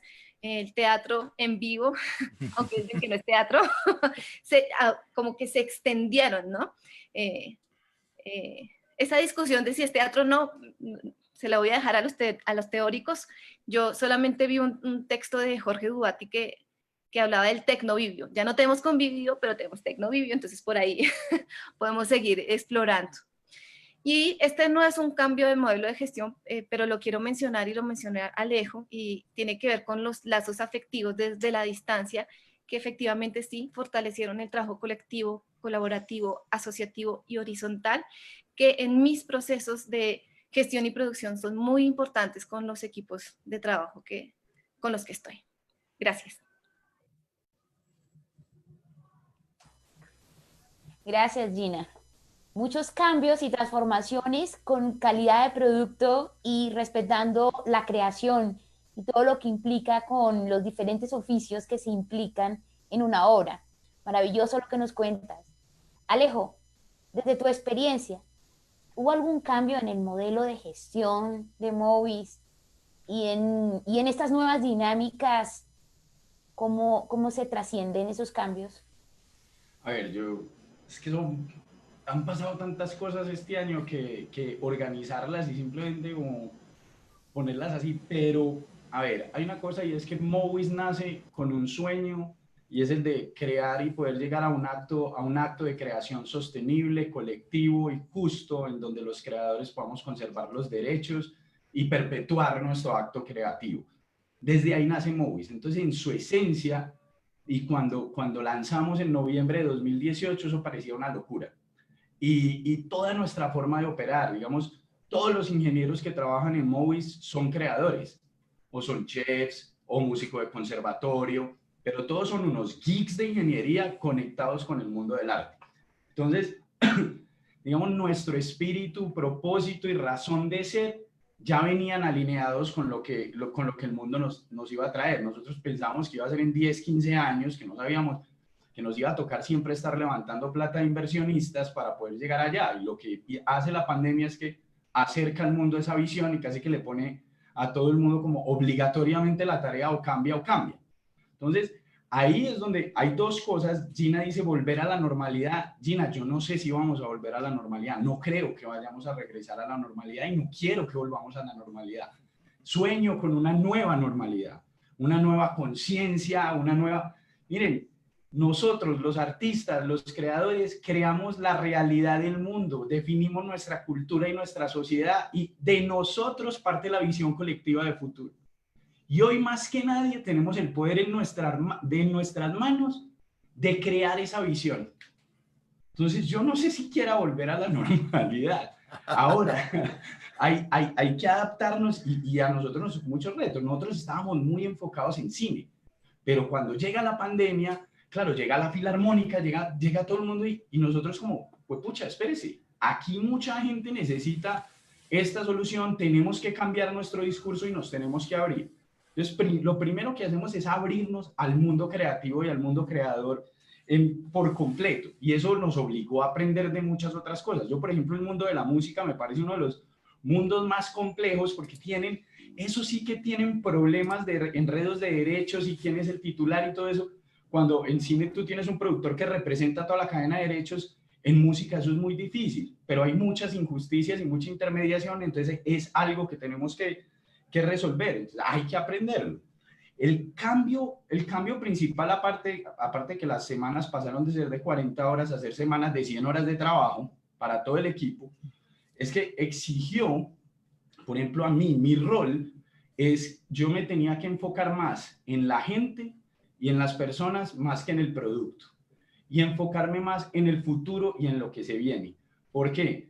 Porque yo creo que fue un golpe de suerte y digamos de visión y la necesidad nuestra como creadores que Movies nace así, pero no va a seguir siendo así. Entonces yo no me puedo estar fijando ni aprendiendo qué está pasando a la vuelta de la esquina, sino yo tengo que estar pensando y mirando qué está pasando en 10 años. ¿Y dónde está pasando? ¿Y qué están haciendo? ¿Y dónde están invirtiendo los fondos de capital que están invirtiendo en las industrias creativas? Bueno, entonces ahora empezamos a hablar de otros lenguajes. Tengo que entender qué está pasando en la realidad virtual, tengo que entender qué es la realidad aumentada, qué es la realidad mixta, qué es la realidad extrema y qué es la realidad digital, hablé de 5 realidades distintas. Y eso ya es hoy. O sea, eso ya ni siquiera es el futuro. Entonces, eso ya lo tengo que entender, lo tengo que comprender, lo tengo que ver cómo lo vamos a implementar, pero yo tengo que estar pensando en qué se viene. Y he descubierto ahí también unas cosas maravillosas para que nos empecemos a preparar. El artista y el creador se perpetúa y se hace inmortal a través de su obra, pero las nuevas herramientas están permitiendo perpetuar el acto de creación y el acto en el que yo creo arte. Entonces yo hoy, creando algoritmos de creación artística, puedo perpetuar la creación de mi obra y no solo mi obra. Eso a mí me parece fascinante. Ahora, lo que está pasando con Elon Musk y lo que están haciendo con esos chips que asusta pero emociona, es decir, espérese, va a llegar el momento en el que yo pueda crear con el pensamiento. Y si yo puedo crear con el pensamiento, puedo crear realidades y conectarlo con la realidad extrema. Y si podemos crear realidades colectivas en las que todos nos conectamos, nosotros podemos tener un subconsciente colectivo conectado, creado por todos. Ahora ya, ¿cómo se come eso? No sé. Pero eso es lo que hay que empezar a mirar, y eso es lo que, digamos, la pandemia me cacheteó a mí, que tenía que empezar a estudiar. Y es algo que me apasiona y es totalmente relacionado con los creadores. Ahora, recomendaciones es, si usted no puede tener, antes cuando todos montábamos empresas decían, tenga un administrador, alguien que sepa de negocios, yo soy diseñador gráfico, listo, y cineasta. Pero antes nos decían, tenga la persona que le gerencia. Hoy yo les digo, tenga la persona que le gerencia, pero tenga un ingeniero. Tenga un programador al lado, siempre. Porque el futuro es de ellos. Y el futuro de la ingeniería conectada con la creación es el futuro de la humanidad. Entonces, yo diría, tenga un mejor amigo, socio o lo que sea, ingeniero siempre a su lado y que le ayude a entender, a comprender y a poder conectar esos puntos. Voy con otra cosa que decía María Catalina, y es dejar el asistencialismo y dejar la gratuidad. Y son dos mensajes grandísimos, y nosotros desde el comienzo de la pandemia, cada que yo veía que los artistas de mayor nombre estaban regalando sus obras, yo decía, no se han dado cuenta que le están matando las oportunidades a los pequeños. Porque si yo le estoy, si Lady Gaga me lo da gratis, ¿yo por qué le voy a pagar a Lady Martina? Pues no. Y eso pasó y empezó a afectar muy duro la industria.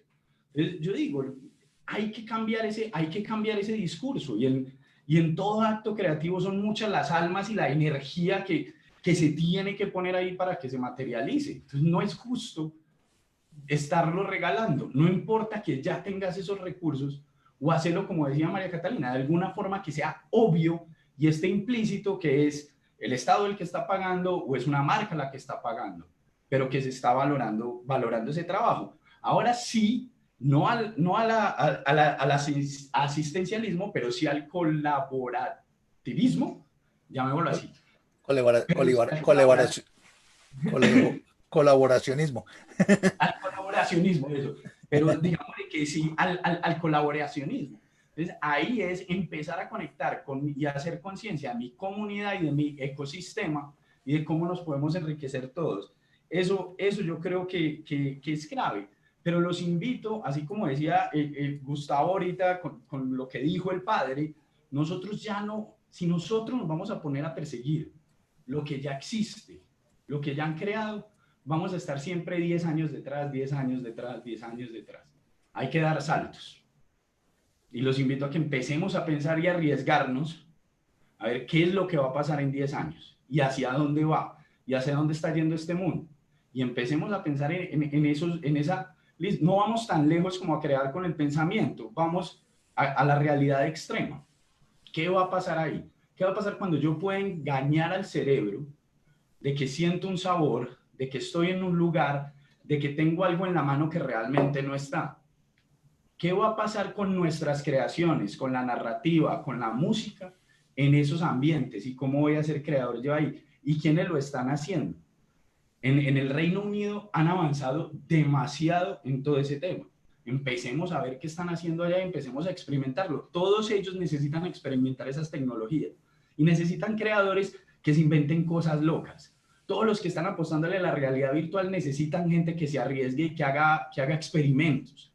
Entonces, eso también está abierto para que todos lo cojamos y digamos, venga, yo tengo una idea, experimentemos, deme su tecnología y nos inventamos algo y empezamos a ver cuál es la siguiente movida, entendiendo de todas maneras y jugando en el ámbito local. Pero yo sí les digo, yo no creo que la normalidad vuelva, va a haber una nueva normalidad y esa es mi apuesta y mi esperanza, la verdad. Grandes retos, esta pregunta nos hizo volar.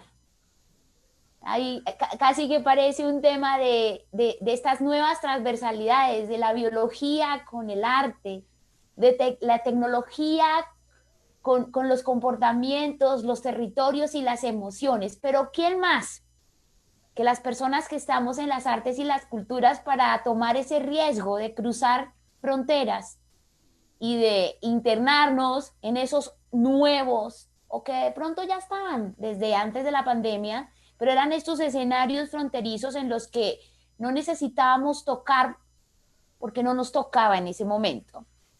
Vamos a darle un momento la voz al público. Nelly, cuéntanos qué tenemos desde los participantes que están escribiendo en el panel de comentarios. Bueno, pues primero contar que hoy nos están acompañando desde diferentes departamentos, hay desde el departamento del Atlántico, desde el departamento de Boyacá, pero sobre todo, como bien lo dijo Alejo al comienzo, la posibilidad de la virtualidad nos ha permitido conectar desde Nigeria hasta Chía, donde está él. Entonces, claramente, pues eso es lo interesante, y destacar, por supuesto, que una de nuestras participantes colombiana está en México, otra está en Medellín. Entonces, justamente cómo podemos trabajar en esas realidades. Hay un comentario también de alguien que hizo justamente en el público, decía que qué interesante iniciativa, y yo quisiera decirle que este es el 6º debate Resiliarte. Desde el mes de abril se ha realizado uno cada mes y todos los debates pueden ser consultados justamente en esta página de Facebook de Arte Cuida, donde hemos tenido la compañía de 5 expertos en cada uno de ellos, de manera que hay un material interesantísimo para que el que quiera, por favor, lo pueda visitar. Entonces, ya entrando un poco a las preguntas, hay una pregunta muy interesante que le hacen directamente a María Catalina, Natalia Juliana Puerta, que además lo dice como una pregunta para Catalina, gran amiga y gestora.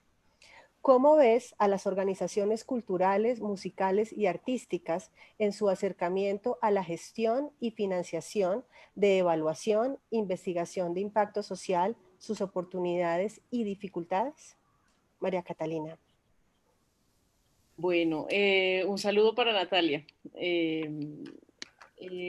Bueno, yo creo que ahí hay varias cosas.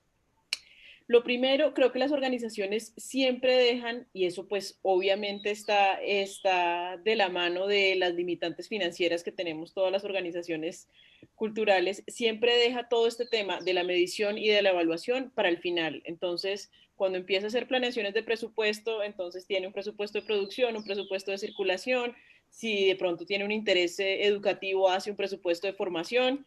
Y ya cuando va a pensar en cómo medir ese impacto, dice, no me alcanzó, el año entrante lo hago. Y así va pasando año tras año tras año, sin darse cuenta de este vínculo que yo les decía que hay entre la consecución de recursos y la medición y la evaluación de impacto. Entonces, creo que esa es una de las cosas que hay que empezar a hacer, ser conscientes de la importancia de medir todo lo que hacemos y evaluar todo lo que hacemos. Eso trae consigo, como les decía al principio, un problema muy grave, y es, pues no es un problema grave, pero es que tenemos que aprender a que nos critiquen. Yo creo que como colombianos no estamos acostumbrados a que nos critiquen. Nos encanta el comité de aplausos, entonces cuando cerramos el año queremos, cuando hacemos presentaciones a las juntas directivas o rendiciones de cuentos, lo que queremos es comité de aplausos. Y empezar este proceso de evaluación y de medición de impacto implica que puede que te digan, mira, realmente lo que tú pensabas que funciona no tiene el impacto que tú crees que tiene. Y yo creo que ese es el primer paso y hay que entenderlo. En cuanto a las dificultades, pues yo creo que no hay suficiente personal en Colombia completamente formado como Natalia Juliana, que es recientemente doctora. que tenga esas competencias, tanto las musicales y las artísticas, como todas estas cosas de medición de impacto y evaluación. Entonces, esa es una de las cosas. Hay muchos talentos fugados en, obviamente, muchos ámbitos, pero en este en particular sería muy importante que las universidades o el mismo Estado genere estrategias de manera que estas personas que se han ido a estudiar afuera, que conocen el medio colombiano, puedan venir y hacer estas evaluaciones y estas mediciones de impacto.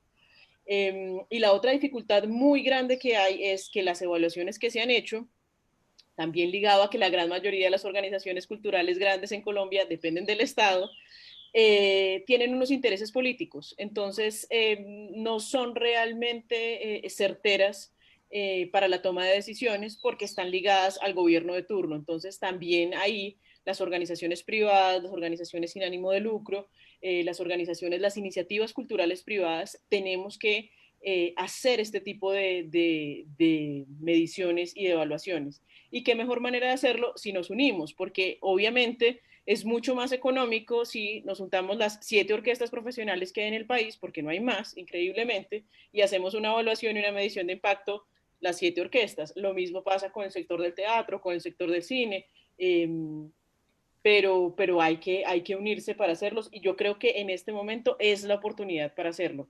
Y además, la otra oportunidad de esta virtualidad es que esta dificultad que les mencionaba antes de los talentos fugados que están afuera y no tienen la oportunidad de venir, pero conocen el contexto colombiano, pues mediante esta virtualidad ya aprendieron que es muy fácil hacerlo estando en cualquier parte del mundo. Entonces yo creo que este es el momento que seamos conscientes que toca dejar una plática del presupuesto a pesar de las dificultades de 2021, que todos sabemos que va a ser difícil.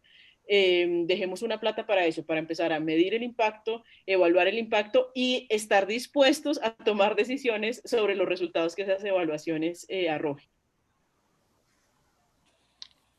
Gracias, Natalia, porque has provocado una conversación espectacular con tu comentario y pregunta. María Catalina, gracias por tu respuesta. Nuevos retos como la próxima pregunta que sé que es un reto. ¿Qué desafíos particulares enfrentamos las mujeres artistas, creadoras, gestoras y profesionales de la cultura durante esta pandemia? ¿Tú qué piensas, María Catalina? ¿Cuáles han sido esos desafíos? Ay, Johanna, yo pienso que para los gestores y los creadores en general, sin importar el género, ha sido muy duro. Ha sido muy duro porque hay como 3 opciones. Entonces, o bien están los que afortunadamente tenemos trabajo y estamos como en los cargos administrativos o directivos. Y entonces esto ha sido reunión tras llamada tras reunión, tras teletrabajo desde las 6 de la mañana hasta las 11 de la noche. Entonces, en ese caso, no te queda tiempo escasamente para medio almorzar y listo. El otro panorama son los artistas, por ejemplo, nuestros músicos que han estado acostumbrados toda su vida, desde que tienen 7 años, a un trabajo colectivo, a ir a ensayo, a estar tocándose con el otro, o sea, ellos comparten prácticamente desde las babas en adelante. Pasar a estar encerrado en tu casa, aislado, con un teléfono, grabándote, emocionalmente es muy duro. O el otro extremo, que es la realidad de la gran mayoría de nuestros gestores y nuestros creadores, que están desempleados, que no han podido hacer absolutamente nada desde febrero de este año y que tienen pues una cantidad de preocupaciones financieras y familiares. Entonces, en cualquiera de los 3, la posibilidad de crear se limita muchísimo. Yo no sé si a ustedes les ha pasado, pues mi trabajo es muy creativo, o sea, mi trabajo básicamente es inventarme cosas y hay días en los que digo, no puedo, entre el Google Meet, el Zoom, el Teams, no se me ocurre absolutamente nada. Entonces creo que el trabajo para los creadores ha sido muy difícil y para los artistas han sido muy difíciles. Si a eso, además de todo, le sumas una cultura como la cultura colombiana, que debo decir que ha habido cambios en los últimos años, pero no podemos negar que es una cultura machista y es una cultura patriarcal, en donde el rol de las mujeres es el rol de cuidar a la familia y de estar pendiente de los niños. Entonces, ese momento del trabajo, trabajar de 6 a 11, pero aparte de todo tienes que parar a las 12 para ir a hacer el almuerzo, pero entonces a las 7:30 tienes que garantizar que el niño realmente se bañó y está sentado para hacer su educación virtual y luego entonces a las 4 tienes que parar de tu trabajo porque tienes que imprimir la guía del niño. Eso pues a mí no me pasa, gracias a Dios, yo tengo solo 2 perros, pero es la realidad de la gran mayoría de mujeres gestoras y creadoras. Entonces, creo que es muy difícil, muy difícil. Debemos decir que, claro, hay en algunos hogares que este rol también lo asumen los hombres y les ha pasado, pero en Colombia realmente este papel lo han asumido las mujeres y yo lo veo pues, con muchas de mis compañeras de trabajo. Es muy duro y es muy difícil para ellas ser ejecutiva a tiempo completo, madre tiempo completo, Betty Crocker tiempo completo, es muy, muy difícil. Y además de todo, cumplir con las expectativas de una sociedad que quiere que aparte al finalizar la pandemia, entonces tengas un idioma nuevo y entonces aprendas también a tener a montar una mesa perfecta, y también tienes que haber aprendido a hacer yoga y tai chi, y tienes además de todo, no te puedes permitir la posibilidad de ser emocional y estar triste al respecto. Entonces, yo creo que esos son los principales retos, y creo que las organizaciones, mientras más colaboradores tengan, tenemos que empezar a preocuparnos por esa salud mental que antes no era tan importante o que no se trabajaba tanto, pero sí emocionalmente hay que cuidar a la gente que trabaja con nosotros, hay que estar muy pendiente, porque es que de esas emociones y de esa salud mental depende esa producción creativa. Entonces, eso sería como lo que yo tengo para decir. Gracias. Cuidarnos para poder cuidar. César, por favor, respóndenos, ¿tú qué has identificado? ¿Qué desafíos particulares enfrentan las mujeres artistas, creadoras, gestoras y profesionales de la cultura durante esta pandemia? Pues yo comparto mucho las palabras que se acaban de decir. Creo que efectivamente estamos en un país machista y muchas de las labores de madre pues interfieren también con las labores de profesionales que, que no son fáciles de llevar, ¿cierto? Ahora bien, el tema se ha complicado más porque hay mucho más trabajo, hay mucho más trabajo.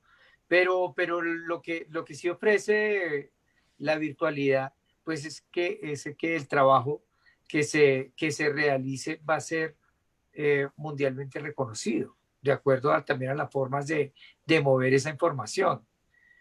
Es como lo positivo del asunto. Gracias, César. ¿No? Aquí tengo así. Gracias, César. Vamos, por favor, con Gustavo.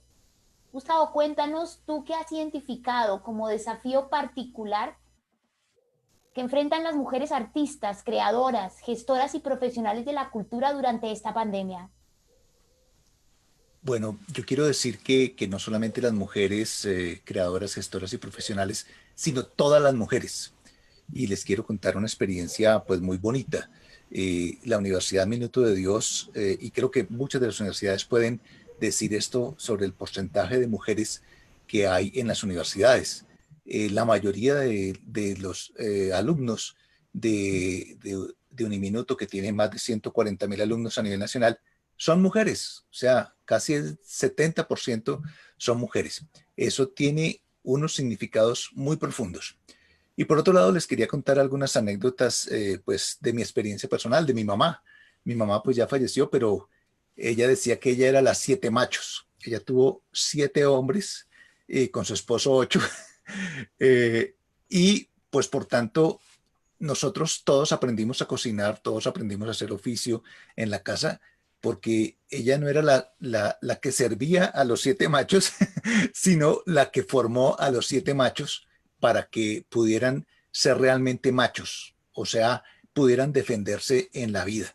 Y pues yo creo que ese es uno de los desafíos importantes de ella. Aprendí muchísimo de iniciativa, de no dejarse dar por vencida, de ser recursiva, Yo creo que mi maestra en muchas cosas de lo que he hecho como gestor cultural ha sido mi mamá, que no se daba por vencida ante ninguna dificultad.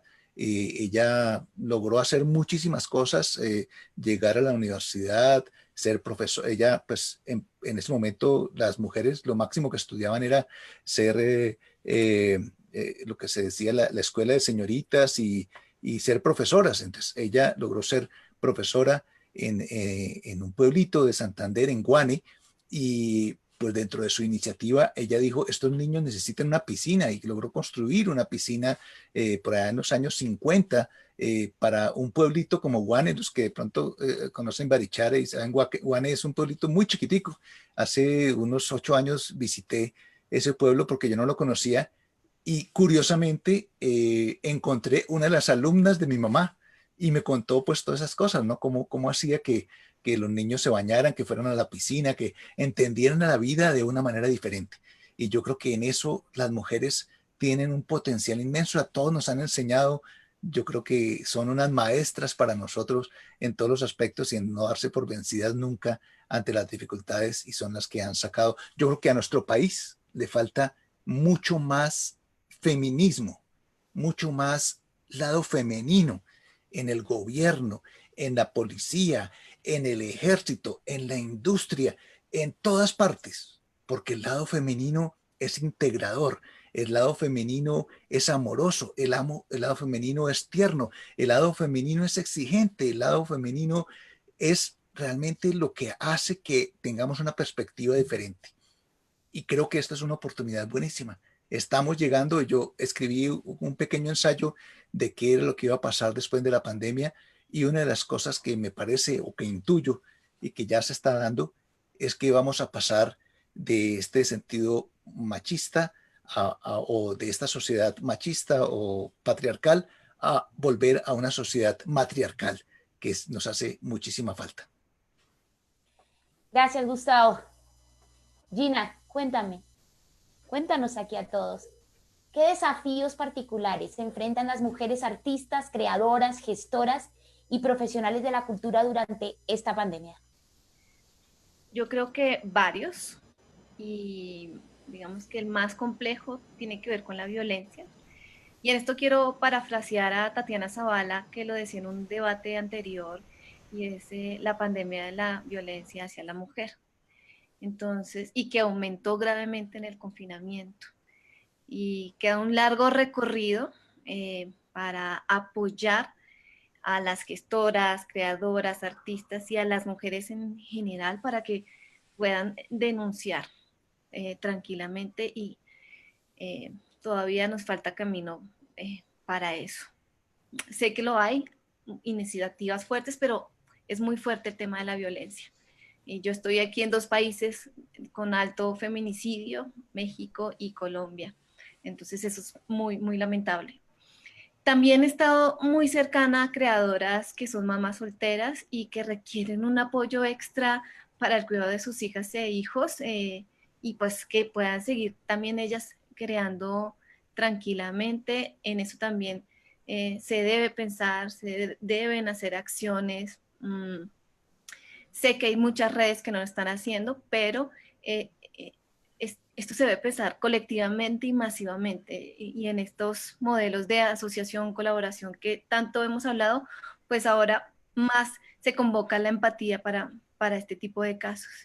Y hay otro gran desafío, pues ya lo hablo a nivel personal, es el de apropiarme precisamente de todos estos lenguajes digitales y creo que muchas mujeres también, para comprender bien estas herramientas técnicas en esta nueva normalidad, pues para seguir creando, porque sí creo, Alejo decía, no sé si volvemos a la nueva normalidad. No, yo también creo que esto llega para quedarse y a mí me gustaría como artista seguir explorando. Claro, me hace falta la sala, el calorcito, la gente, pues porque de eso soy, ¿no? Esa materia está conmigo. Entonces, nada, esos son los desafíos que creo que tenemos las mujeres por delante. Gracias, Gina. Alejo, cuéntanos, ¿qué desafíos has identificado que sean particulares de los que están enfrentando las mujeres artistas, creadoras, gestoras y profesionales de la cultura durante esta pandemia?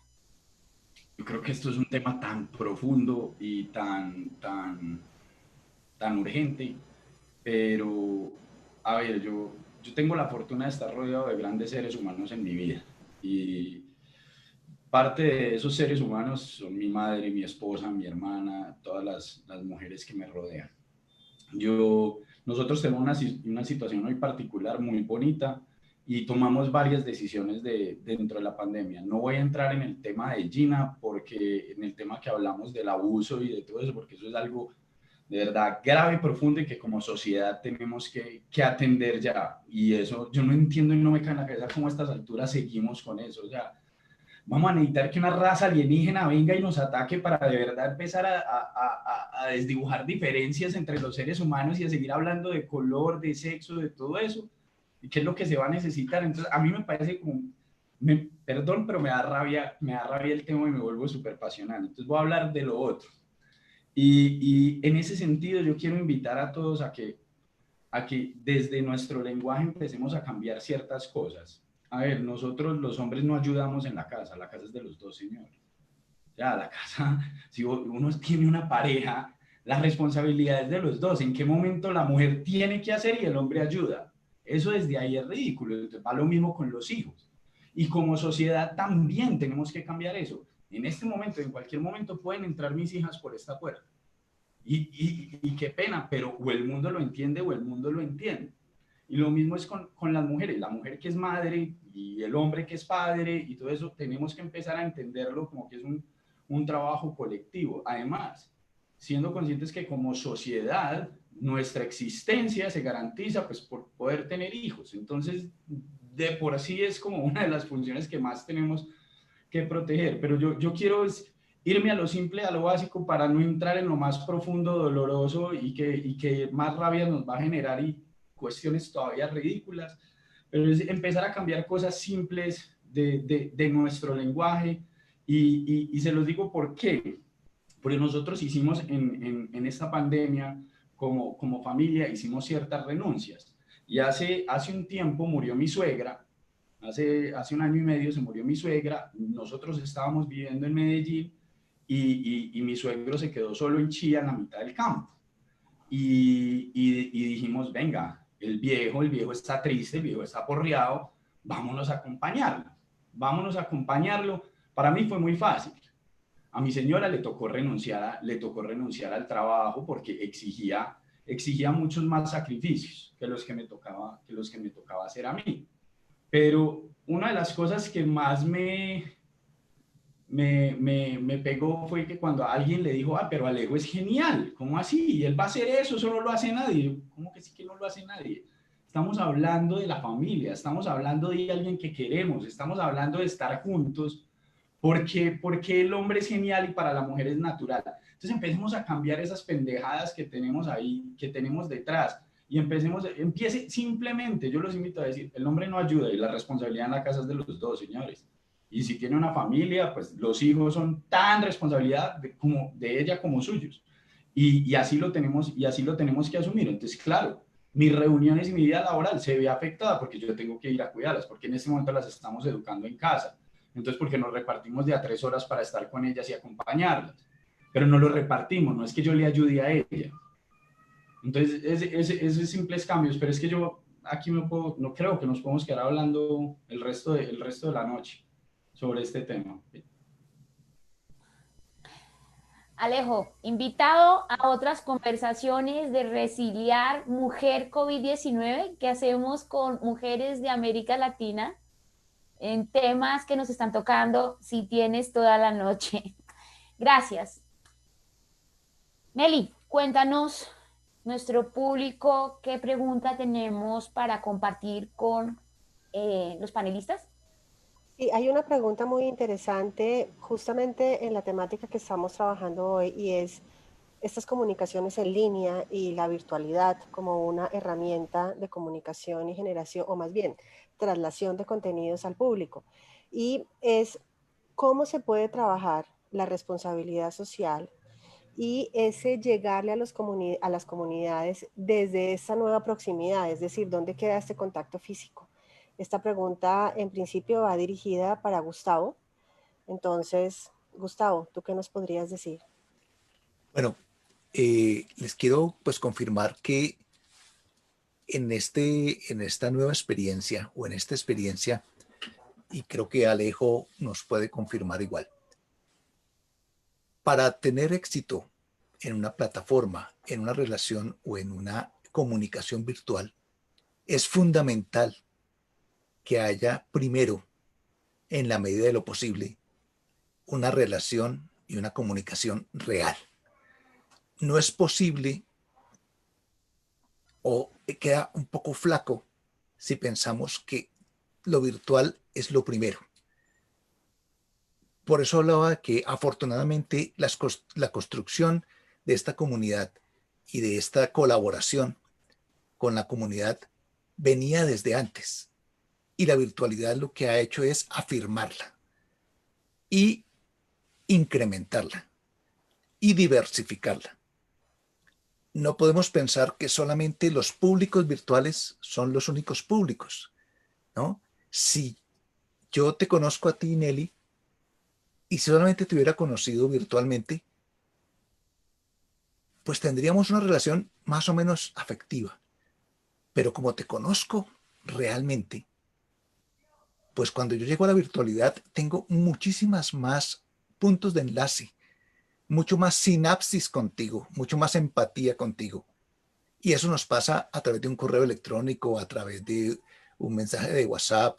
No es lo mismo que una persona que no conozca me escriba y me diga, Gustavo tal, soy de tal, a que me diga, hola Gustavo, soy Nelly o soy X o Y, que yo conozco, porque inmediatamente el diálogo, la relación, la comunicación es totalmente diferente. Entonces, si tenemos públicos que han llegado a lo virtual, tenemos que tratar de que lleguen a lo real, que lleguen al museo que nos conozcan, que podamos encontrar de maneras físicas, porque nosotros somos seres táctiles también, o sea, los mamíferos, desde nuestra concepción, necesitamos un contacto físico. Y eso es lo que genera nuestros lazos emocionales, intelectuales, artísticos, creativos, el contacto físico. Y por eso estamos llenos de células y sensibilidad. O sea, el mayor sentido que tenemos es la piel, donde nosotros por cualquier lado sentimos. Y eso para mí es fundamental. Yo creo que hay que balancear e interrelacionar los dos. Gracias, Gustavo. Para nuestra última pregunta, en esta tarde espectacular de Resiliar Colombia, Cultura Online, les voy a hacer la pregunta y en una, a ver, estoy en, y en una única palabra, vamos a hacer ese esfuerzo, en una única palabra respondemos. ¿Listo? Voy a decir el orden. Tan pronto dicen la palabra, pasa a la siguiente persona. Entonces vamos a empezar con María Catalina, César, Gustavo, Gina y Alejandro. ¿Listo? O sea, en una sola palabra. ¿Qué puede aprender el sector creativo de esta crisis para ser más resiliente a las próximas crisis? María Catalina. Colaboración. Innovación. Innovación. Curiosidad.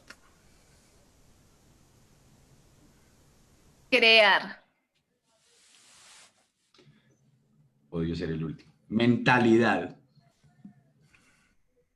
Colaboración, innovación, curiosidad, crear, mentalidad. Todo un reto para poder ser más resilientes a la próxima crisis, es lo que nos están hoy invitando a pensar en este espacio de Resiliar Colombia. Podemos volver a ver este espectacular momento en el que hemos crecido tanto, gracias, a través de la misma página de Arte Cuida 2020, de Facebook Live. También lo vamos a subir en el sitio del YouTube. Y desde la página web artecuida2020.suenos.in. Muchísimas gracias por haber acompañado hoy en esta travesía que significa pensar los retos del presente y para el futuro. Un futuro posible, con transversalidades, con nuevas maneras de cruzar los lenguajes, el acercamiento y la empatía con nuestros públicos y audiencias, la necesaria diversificación para entender nuestros modelos de gestión y nuestros modelos de financiación, para arriesgarnos porque si podemos en este momento de crisis tomar riesgos, vale la pena que lo hagamos con una intención, arriesgarnos para pensar nuevas maneras de hacer y de sentir, cruzar fronteras del conocimiento, juntarnos con los que no nos juntábamos antes porque estaban lejos de nuestro campo de acción, pero hoy comparten con nosotros problemas y pueden compartir con nosotros soluciones. Exponer nuestras maneras de hacer, nuestra marca, entrar a la casa con un lenguaje claro, aprender, reaprender y equivocarnos, reconocer los errores, transmitir la confianza de que estamos haciendo algo en lo que estamos convencidas, utilizar las herramientas, más allá de lo que conocíamos, darles todo el uso, llamar a los que saben para que nos ayuden y nos orienten, pero también retarlos para que ese componente creativo también los lleven al acto creador. Un Resiliar Colombia hoy lleno de posibilidades. Gracias, María Catalina. Gracias, César. Gracias, Gustavo. Gracias, Gina. Gracias, Alejo.